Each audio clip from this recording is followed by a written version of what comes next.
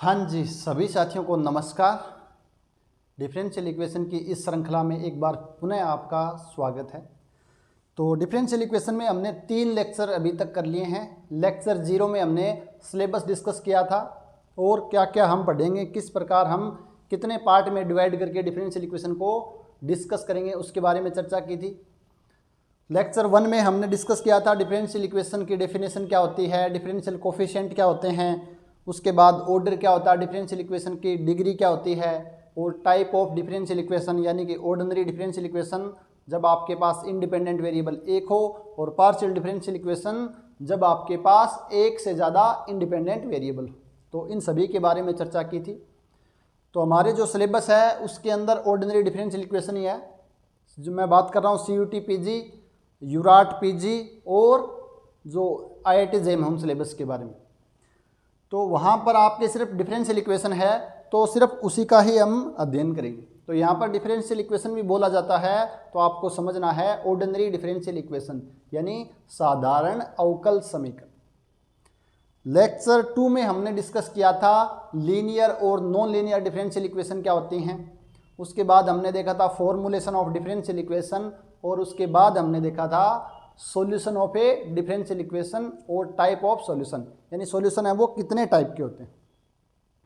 तो मैं बात करूं लीनियर डिफरेंशियल इक्वेशन की, तो लीनियर डिफरेंशियल इक्वेशन कौन सी होती हैं? ऐसी डिफरेंशियल इक्वेशन जहां पर no product of dependent variable और differential coefficient, there is no product of differential coefficients, यानी कोई भी दो डिफरेंशियल कोफिशिएंट का प्रोडक्ट नहीं होना चाहिए, ना ही डिपेंडेंट वेरिएबल यानी परतंत्र चर और डिफरेंशियल कोफिशिएंट का प्रोडक्ट होना चाहिए, और डिपेंडेंट वेरिएबल और जो डिफरेंशियल कोफिशिएंट हैं उनकी डिग्री कितनी होनी चाहिए? 1 होनी चाहिए। अगर ऐसी डिफरेंशियल इक्वेशन है तो उसको हम बोलते हैं लीनियर डिफरेंशियल इक्वेशन। तो नॉन लीनियर डिफरेंशियल इक्वेशन क्या हो जाएंगी? ऐसी डिफरेंशियल इक्वेशन जो लीनियर नहीं है, नॉन लीनियर डिफरेंशियल इक्वेशन कहलाती है।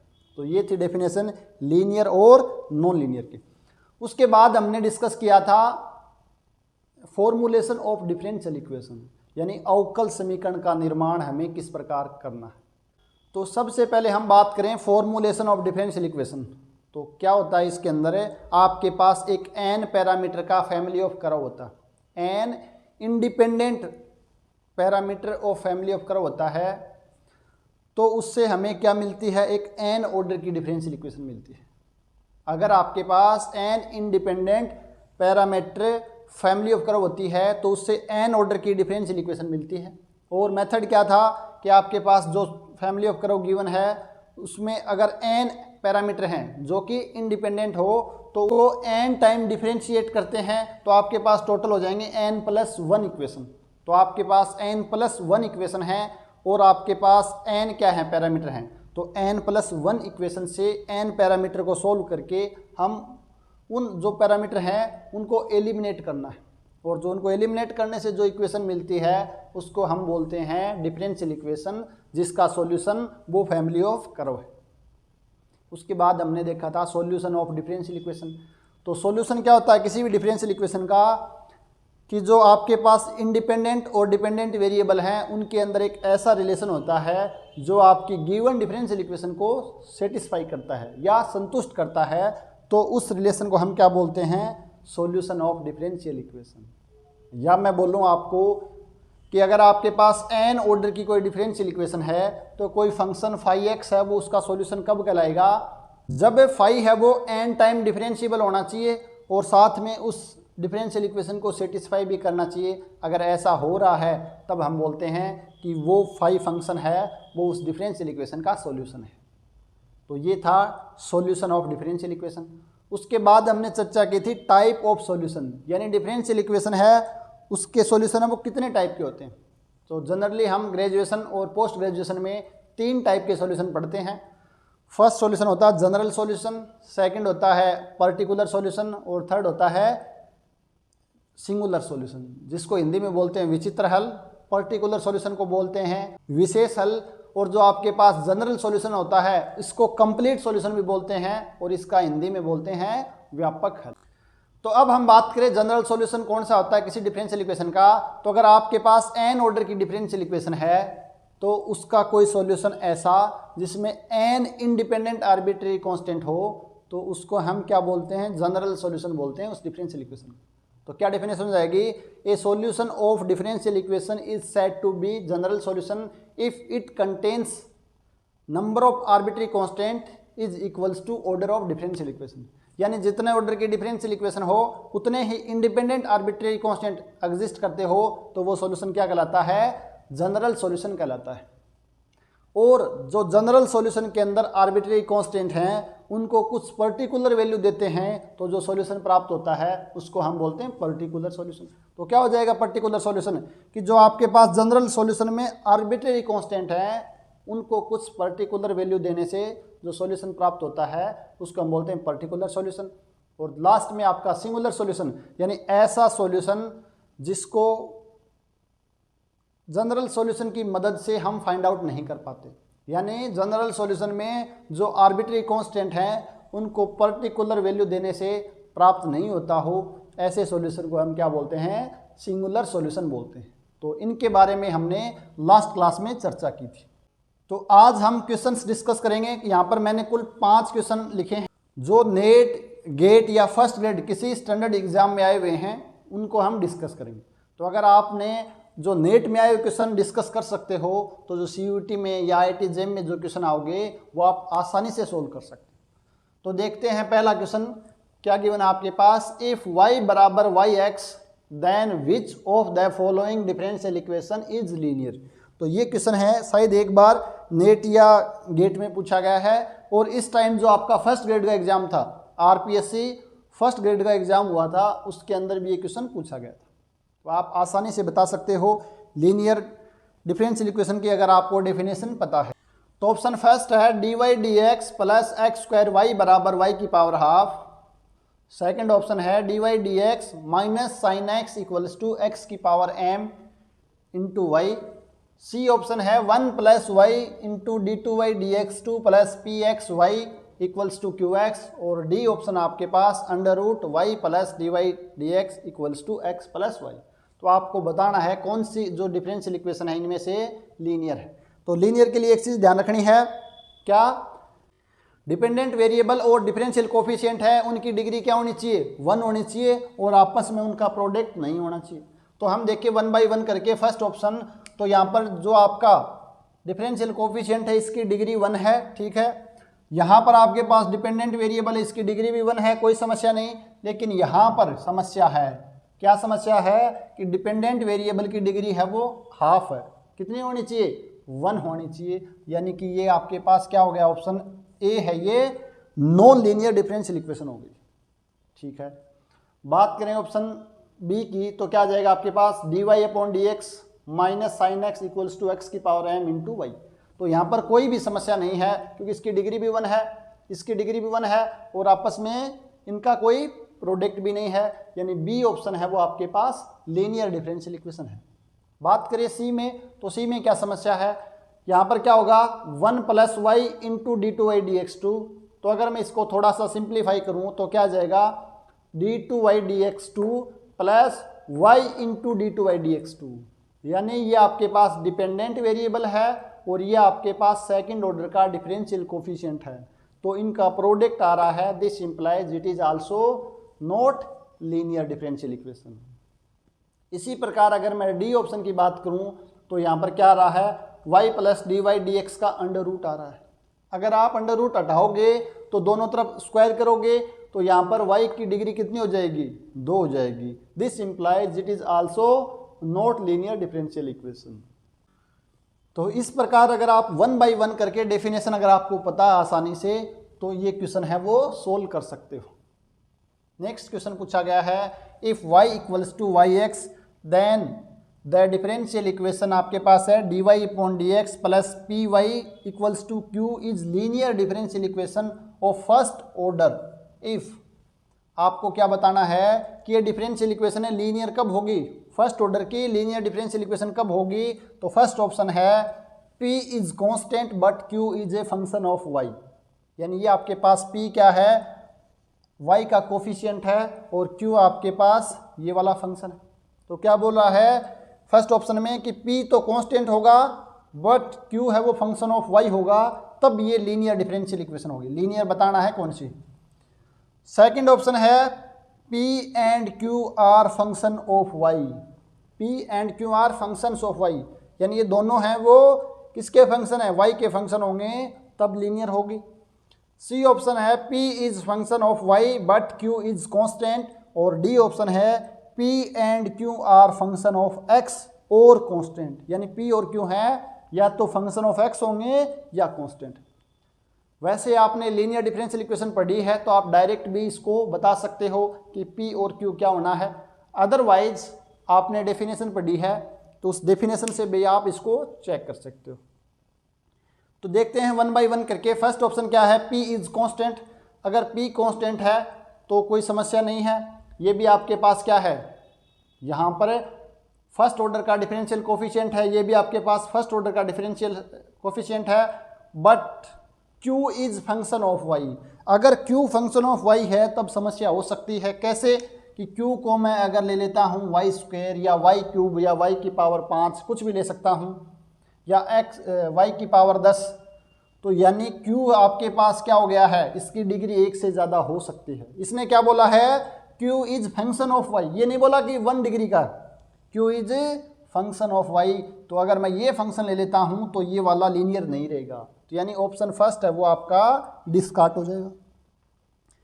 नेक्स्ट हम बात करें option second, P and Q are function of y. अगर P और Q फंक्शन ऑफ वाई हो जाएगा तो क्या समस्या आएगी, ये अगर आपके पास फंक्शन ऑफ वाई है, ये इसकी डिग्री 1 है, तो इस पूरे टर्म की डिग्री कितनी हो जाएगी, 1 से ज़्यादा हो जाएगी, और Q की डिग्री भी 1 से ज़्यादा हो सकती है। This implies it is also not linear differential equation.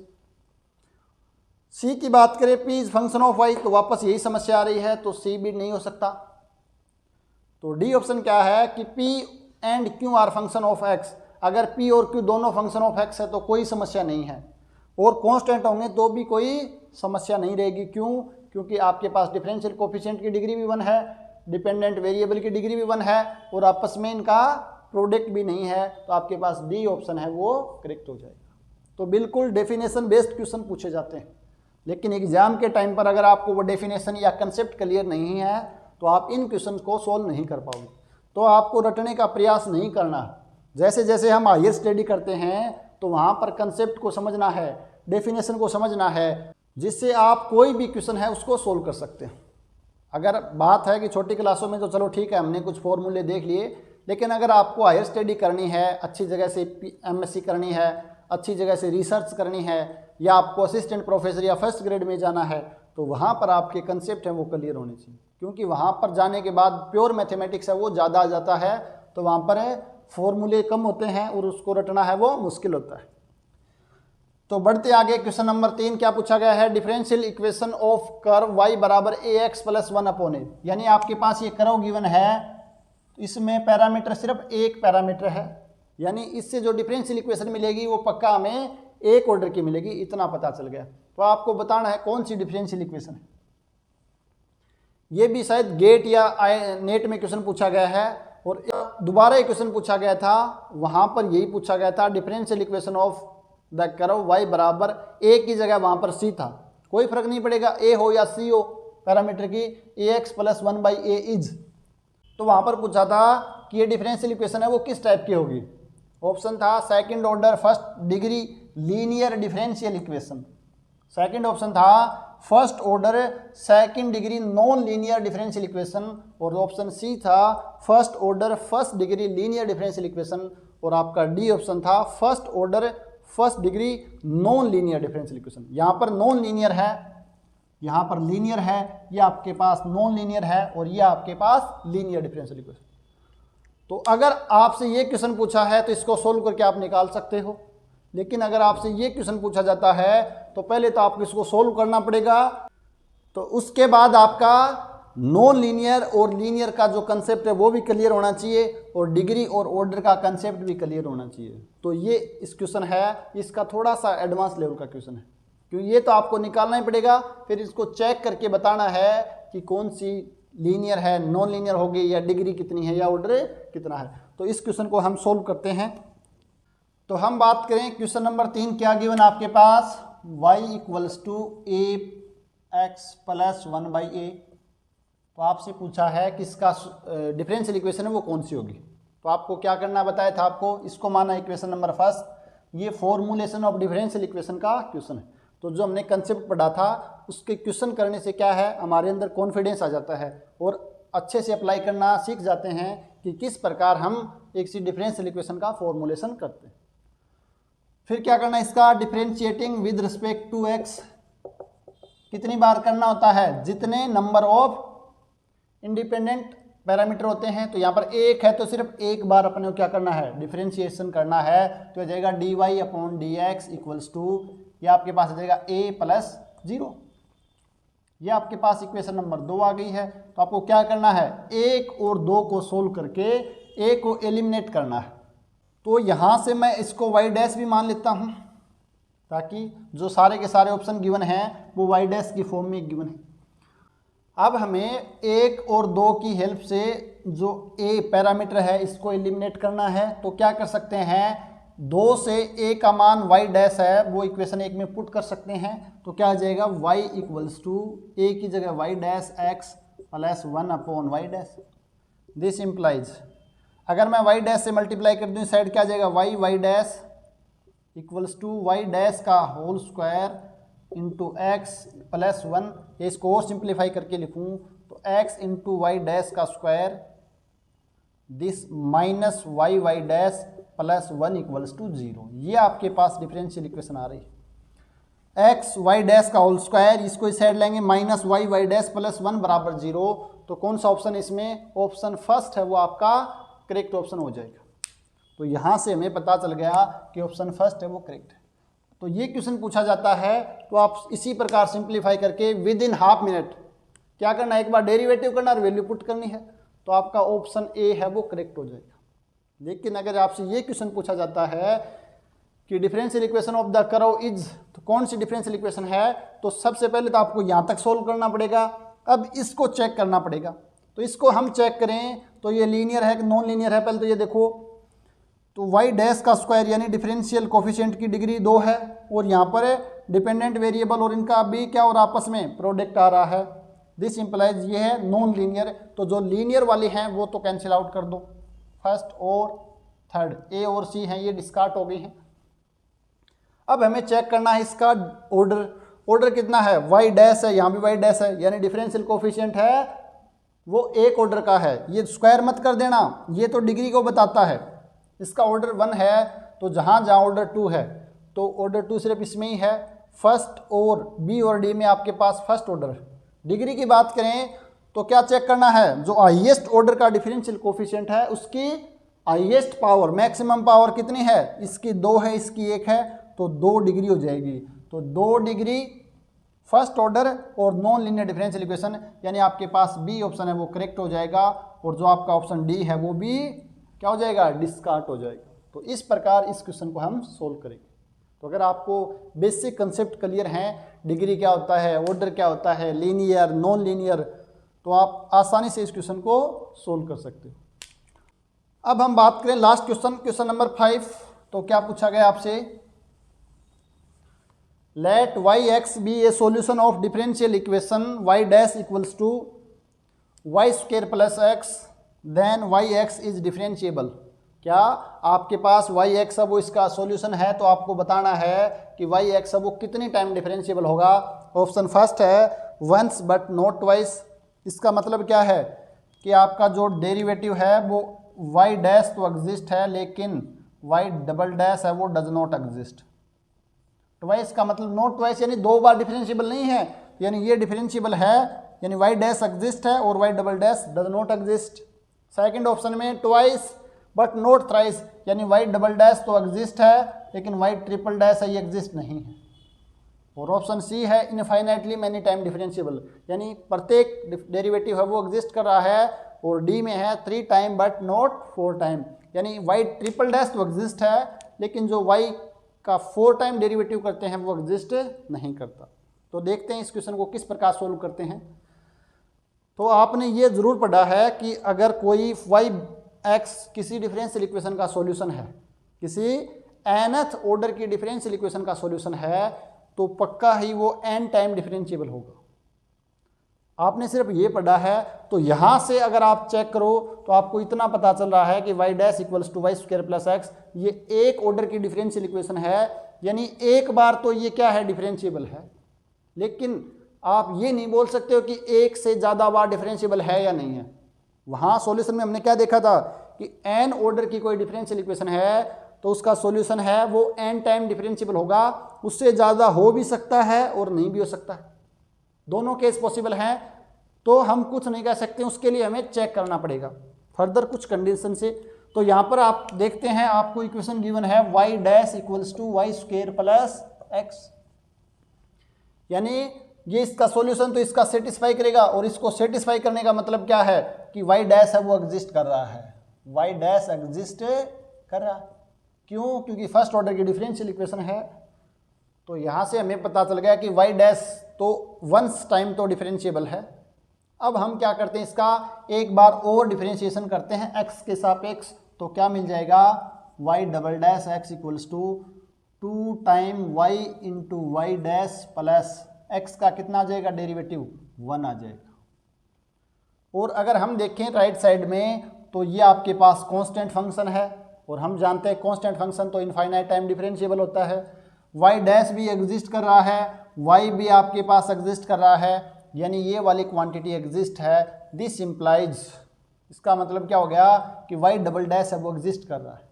अगर राइट साइड एग्जिस्ट कर रहा है तो इसके किसके बराबर है, ये y डबल डैश के बराबर है, यानी y डबल डैश एग्जिस्ट कर रहा है। तो यहाँ से पता चला y डबल डैश है वो एग्जिस्ट कर रहा है। तो ऑप्शन जो आपका फर्स्ट है ये आपका डिस्कार्ड हो गया। ये क्या बोल रहा है कि एक बार ये डिफरेंशिएबल है, सेकेंड टाइम नहीं है।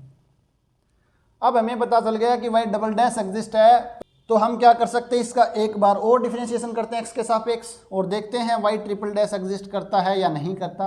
तो क्या आ जाएगा, 2y as it is, y dash का derivative y double dash plus 2y dash का कितना आएगा, y का कितना आएगा, y डैश, और एक y डैश पहले से है तो y डैश स्क्वायर प्लस ये इसका कितना आ जाएगा, 0 आ जाएगा।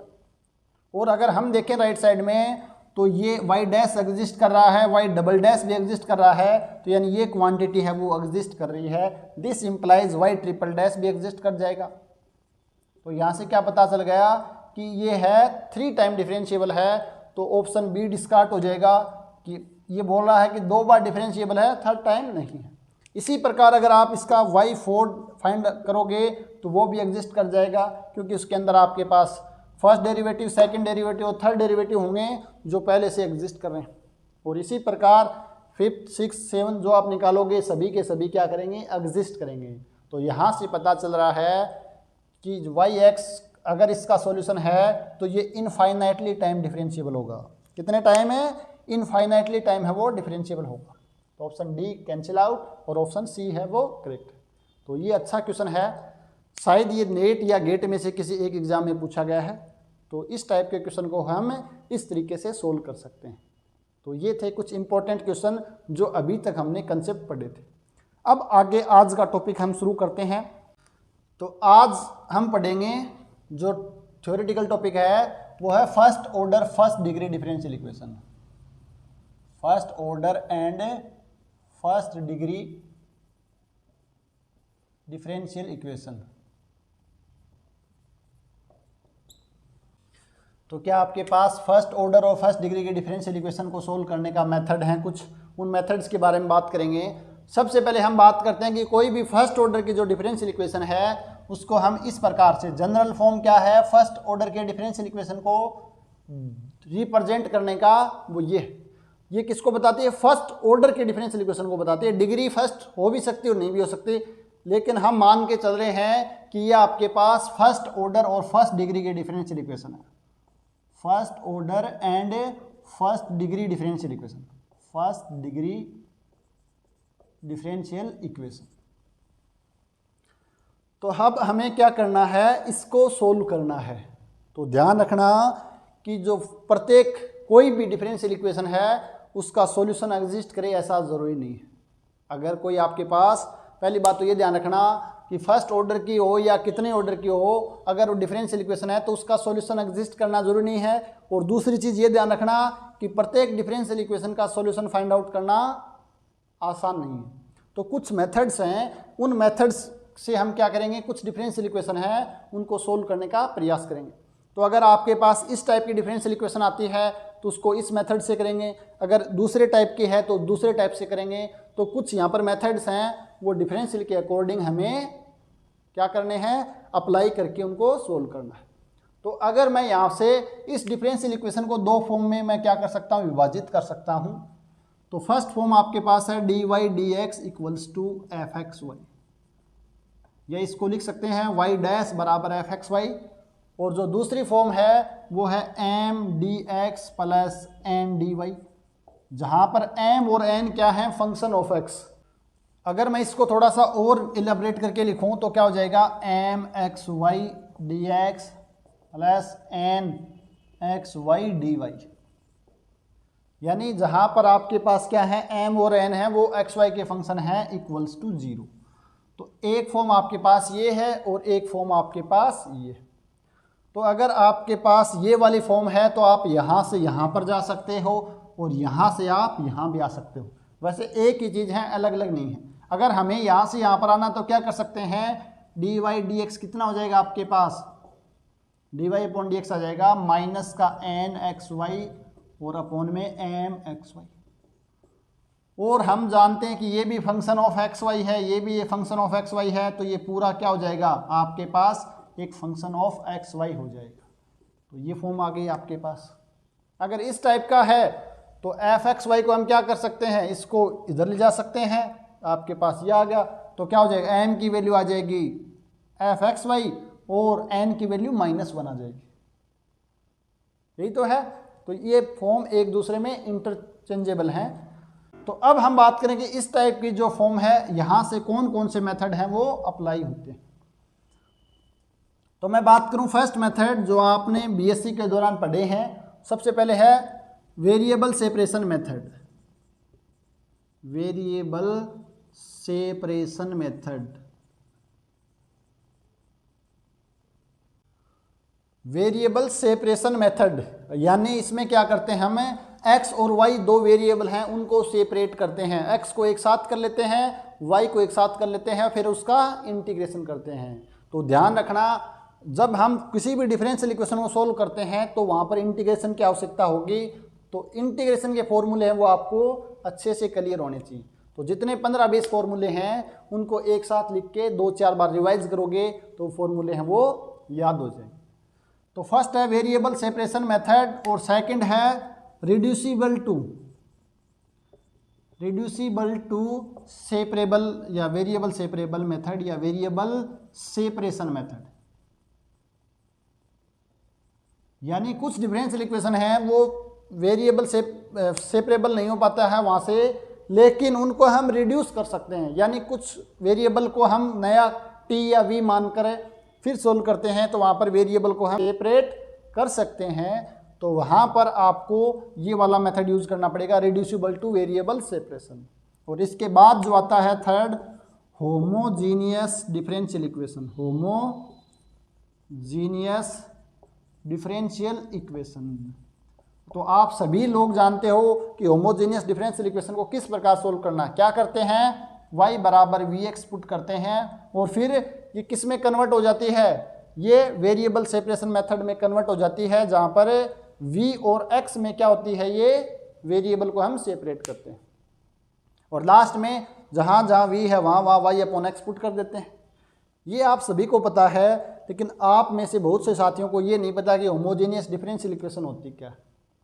आप सोल्व करना जानते हो होमोजेनियस डिफरेंशियल इक्वेशन को, लेकिन होमोजेनियस डिफरेंशियल इक्वेशन किसको बोलते हैं, डेफिनेशन क्या है वो आपको नहीं पता, और वहीं समस्या है।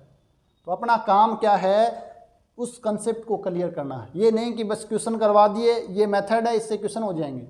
अगर ऐसा करोगे तो आप ज़रूर वो क्वेश्चन सोल्व कर लोगे, लेकिन जो मैथमेटिक्स का जो डर है वो ख़त्म नहीं होगा और ना ही आप मैथमेटिक्स सीख पाओगे। तो अपने को क्या करना है, यहाँ से धीरे धीरे शून्य से शिखर तक जाना है, तो स्टेप वाइज चलना पड़ेगा और प्रत्येक कंसेप्ट को समझते हुए चलना पड़ेगा। तो क्या होती है differential equation, homogeneous differential equation. आप एक बार वीडियो पॉज करके खुद सोच कर देखो और अपनी कॉपी में लिख कर देखो कि आप सही लिख पाते हैं। मुझे पूरा अनुमान है कि 90% बच्चे हैं वो इसकी डेफिनेशन नहीं लिख पाएंगे। तो होमोजीनियस डिफरेंशियल इक्वेशन अगर आपको समझना है तो सबसे पहले किसका कंसेप्ट आना चाहिए, होमोजीनियस फंक्शन का कंसेप्ट आना चाहिए। होमोजीनियस फंक्शन किसको बोलते हैं वो पता होना चाहिए। तो कोई भी फर्स्ट ऑर्डर की डिफरेंशियल इक्वेशन dy/dx बराबर f(x, y) होमोजीनियस कब होती है, जब आपके पास ये फंक्शन f(x, y) है, ये होमोजीनियस फंक्शन होना चाहिए 0 डिग्री का। कितने का, 0 डिग्री का। ज़्यादातर ये लगता है कि होमोजीनियस फंक्शन हो जाएगा तो ये होमोजीनियस डिफरेंशियल इक्वेशन हो जाएगी, लेकिन ऐसा नहीं है।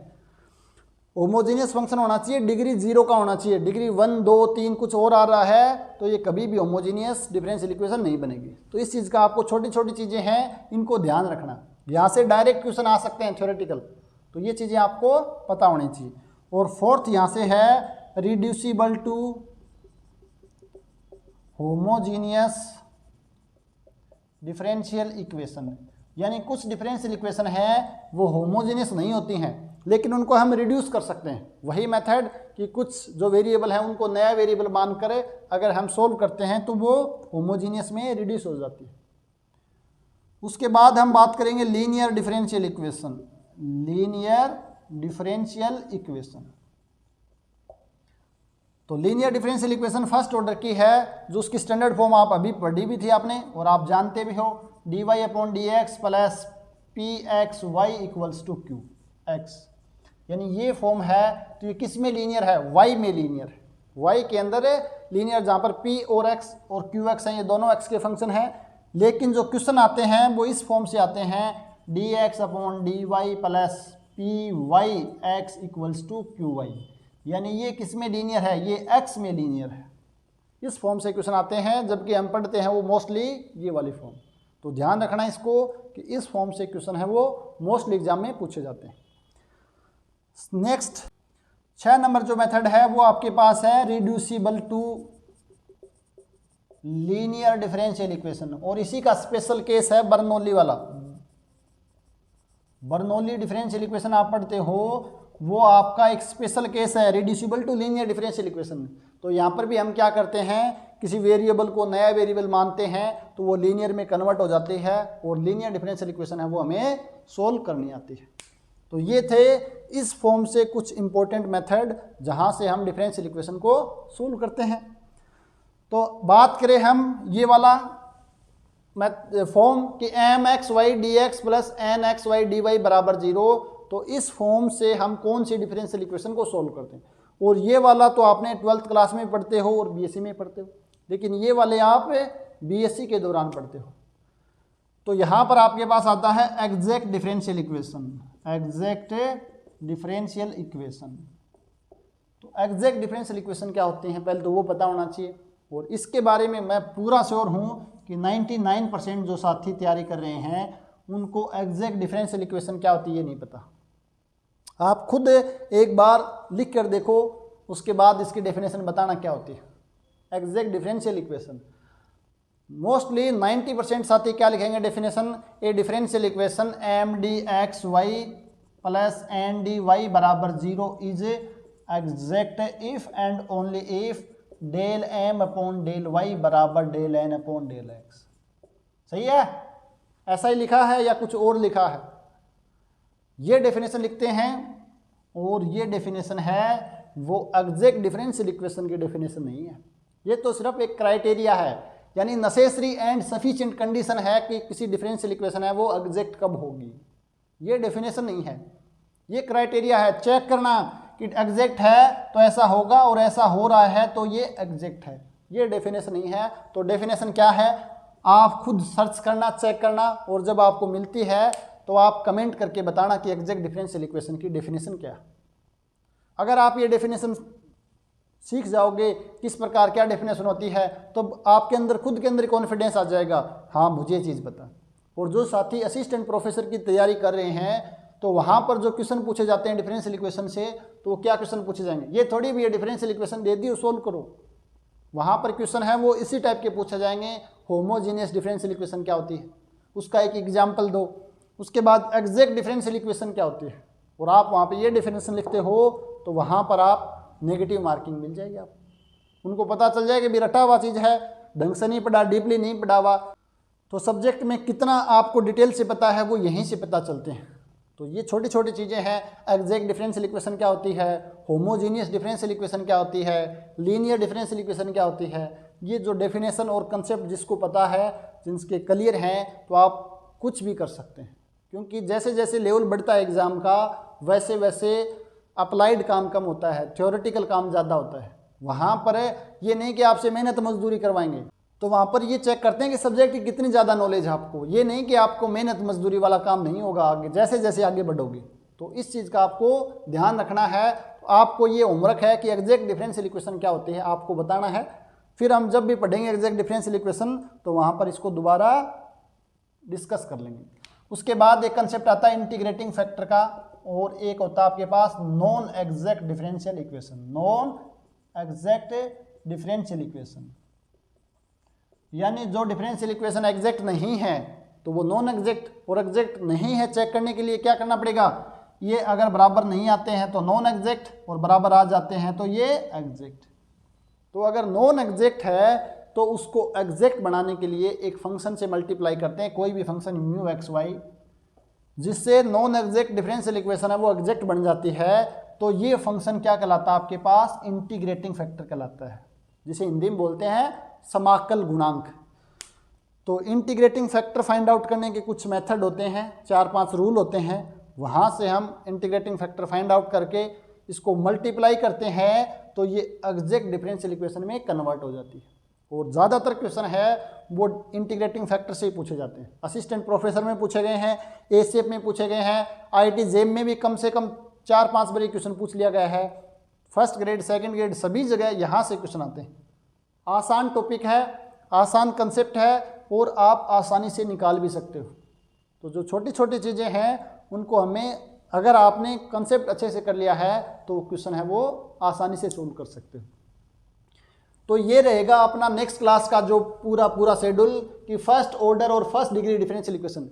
ये हमारा पार्ट सेकंड था। पार्ट फर्स्ट है वो कंप्लीट हो चुका है। पार्ट सेकंड में ये रहेगा। इसके अलावा एक छोटा सा कंसेप्ट और आता है, ऑर्थोगोनल ट्रेजेक्ट्री। तो नेक्स्ट क्लास में हम क्या करेंगे, सबसे पहले इन 2 मेथड का करेंगे, नेक्स्ट क्लास में ये 2 मेथड पढ़ेंगे, और उससे लास्ट में 2 मेथड। तो 3 क्लास में ये हो जाएंगे। 4th क्लास में आपके पास एग्जैक्ट हो जाएगा, और 5th क्लास में इंटीग्रेटिंग फैक्टर और नॉन एग्जैक्ट। यानी आपके पास 3 और 2 5 क्लास में आपका पार्ट ये हो जाएगा, और एक ऑर्थोगोनल ट्रेजेक्ट्री। यानी 6 क्लास के अंदर आपका पार्ट सेकंड है वो कंप्लीट हो जाएगा। तो 3 क्लास से 2 क्लास पहले हो चुकी हैं, 2 और 6 8 क्लास में आपके पार्ट फर्स्ट और सेकंड क्लियर हो जाएगा। और लगभग 5-6 क्लास या ज़्यादा भी लग सकती हैं, पार्ट थर्ड है वहाँ पर भी 5-6 क्लास लगेंगी। तो ये मान के चलो लगभग 15 क्लास में आपका ये पूरा का पूरा ऑर्डिनरी डिफरेंशियल इक्वेशन है ये कंप्लीट हो जाएगी। तो उम्मीद है आप सभी साथियों को ये कंसेप्ट, ये डेफिनेशन और ये क्वेश्चन है वो किस प्रकार हो रहे हैं ये समझ आ रहे हैं। और किसी प्रकार की कोई भी समस्या हो तो आप नीचे कमेंट कर सकते हैं, या आपका टेलीग्राम चैनल है राजेरा एकेडमी ऑफ मैथमेटिक्स, वहाँ पर भी आप डिस्कस कर सकते हो। तो किसी प्रकार की कोई समस्या हो तो बेहिचक पूछ लेना। मैं यहाँ पर बिल्कुल 0 लेवल से शुरू कर रहा हूँ, बिल्कुल जो बेसिक है, जो 11th-12th क्लास में हमने पढ़ते हैं वहाँ से शुरू किया है। क्योंकि बहुत से साथी ऐसे हैं जिनको मैथमेटिक्स के नाम से डर लगता है। क्यों? क्योंकि वो ढंग से नहीं पढ़ते हैं, उनके पढ़ने का तरीका वो गलत है। अगर आपने 15-20 दिन 30 दिन लगातार पढ़ने का तरीका सीख लिया है तो आपको किसी कोचिंग की जरूरत नहीं पड़ेगी। अगर इसके साथ साथ आप एक बुक भी फॉलो करते हो, अगर आप बीएससी में अभी पढ़ रहे हो तो बीएससी वाली बुक कर सकते हो फॉलो। अगर आप नेट की तैयारी, असिस्टेंट प्रोफेसर या और किसी तैयारी कर रहे हो हायर स्टडी, तो एसएल रोज की बुक है डिफरेंशियल इक्वेशन की, उसको फॉलो कर सकते हो।